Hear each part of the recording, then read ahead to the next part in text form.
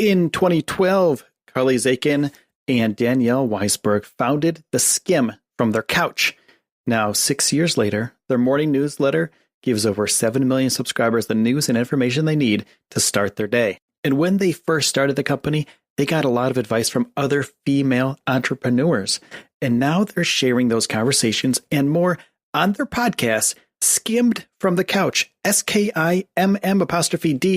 from the couch. Every week, you'll hear from women like Ariana Huffington, founder of the Huffington Post and Thrive, on why she puts her phone to bed at night, or Melanie Whalen, CEO of SoulCycle, on why she has a millennial mentor, or how actor Taraji P. Henson got over her first rejection and learned how to negotiate for herself. It's a podcast about the real stuff, tips and tricks to launch, grow, or change your career. The only rule on the couch, no BS. And check out Skimmed from the Couch wherever you listen to your podcasts. 9. T-minus 8 seconds. 7, 6, 5, 4, 3, 2, 1. We have ignition and liftoff.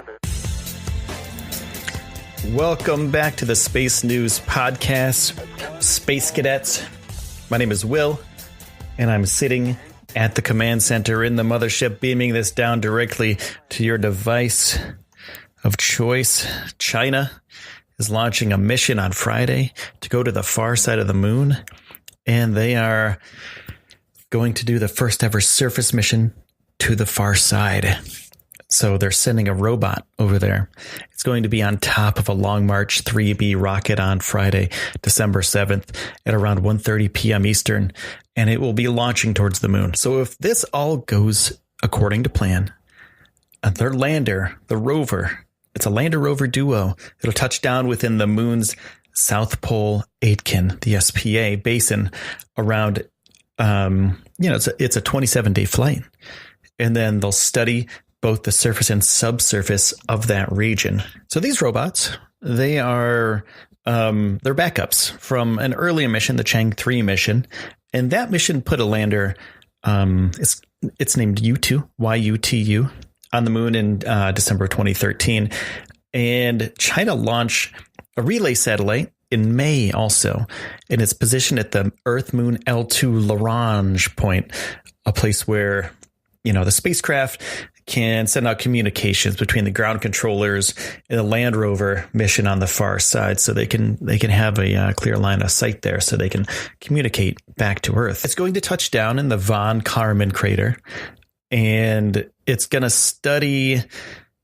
It's going to have a lot of stuff on it. It has tons of scientific gear on it. So it's going to do low frequency radio astronomical study of the lunar surface, a shallow structure investigation at the lunar far side within the roving area, and topographic and mineralogical composition studies of the lunar far side within the rover's patrol area. It's going to have a lot of hardware on it. The lander carries a landing camera, the L-cam, the terrain camera, the T-cam, low frequency spectrometer, the LFS, and the lunar lander neutrons and dosimetry, LND, which was provided by Germany. And the rover has 4 instruments as well: the panoramic camera, the PCAM, the lunar penetration radar, the LPR, the visible and near infrared imaging spectrometer, the VNIS, and the advanced small analyzer for neutrals, the ASAN, that was provided by Sweden. So this isn't just China doing this. This is an international event. Germany and Sweden have provided these instruments to China in a sign of good faith and good science. So, it's not just China doing this on their own. There's other international partners that are helping them out.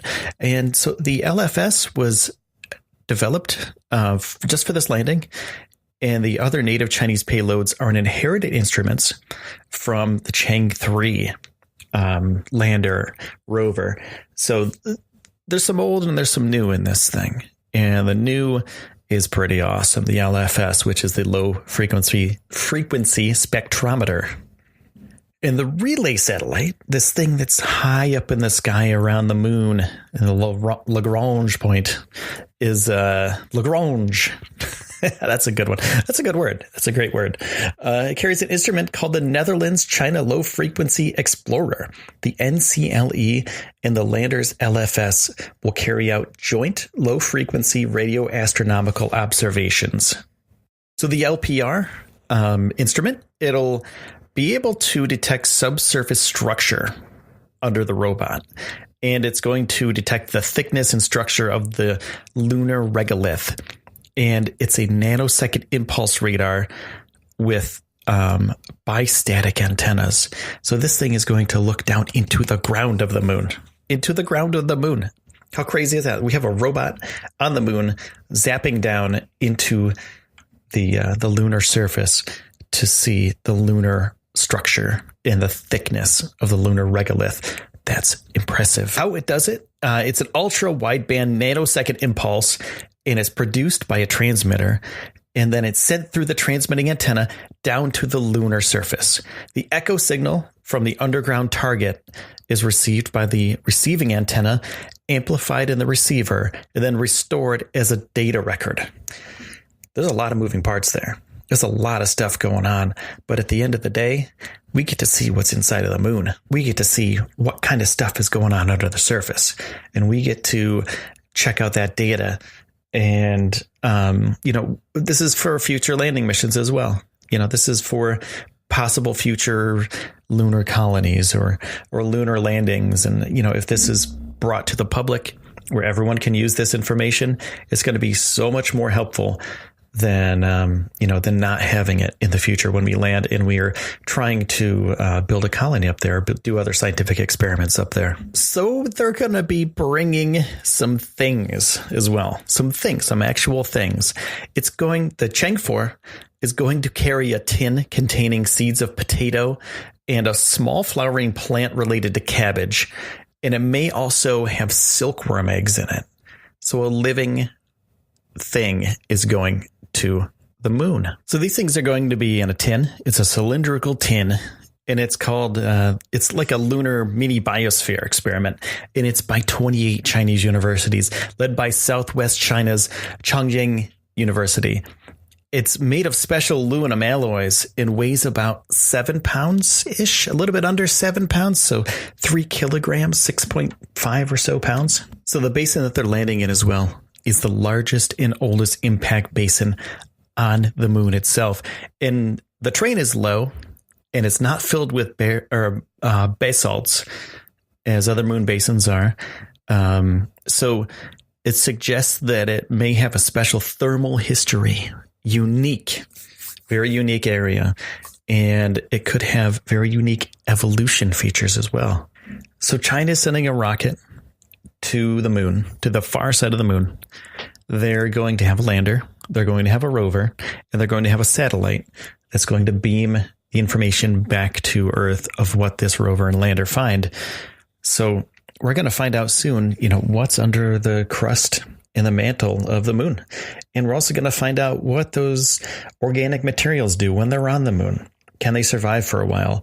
It's kind of, it's a science experiment. It's like a high school science experiment gone crazy up there. And, if you could, would you send those things up to the moon? Would you send plant life and larvae up to the moon? I would if I could. It sounds like a really amazing thing, and I can't wait for the science to get back. So on that note, I want to say thank you to all the supporters. Thank you to all of our sponsors. Appreciate all of your time and all your support. All you space cadets out there, thank you so much for the ratings, and thank you for listening to the podcast. That's it. So from the mothership, sitting at the command center, I will see you tomorrow. My name is Will, and this has been the Space News Podcast.